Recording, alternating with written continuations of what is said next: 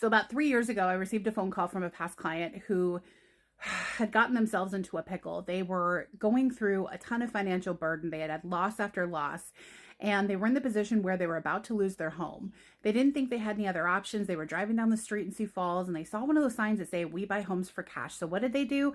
They were desperate. They called that number. The guy said to him on the phone, "What do you owe on this property? What's your mortgage payoff?" They told him, not knowing. He said, "All right, I'll buy it for that. I'll buy you out of that house. You can move on with your life." They get to the closing table. Guess what happens? They can't close because there's other fees associated with selling a home. And even though you're not using a realtor, you still have fees that you have to pay, like title insurance, closing costs, your back taxes, all the things, right?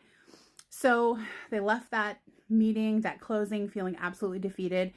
They called me and they said, "Jen, we really messed up. We're in a pickle. We need you." So I dropped everything, got there that night, walked through the property, and immediately took action. This is what they needed. They needed someone who could step into the situation, take action, and see a way out because they were blinded by everything in their path.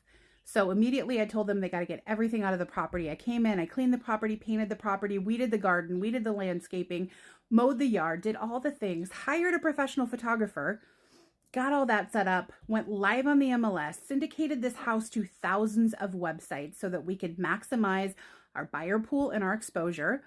And then I got on the phone, called every realtor that I possibly could within days.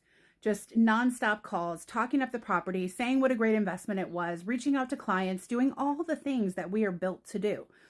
And then 3 days later, guess what? We got an offer for $100,000 more than the We Buy Homes for Cash guy was going to pay them.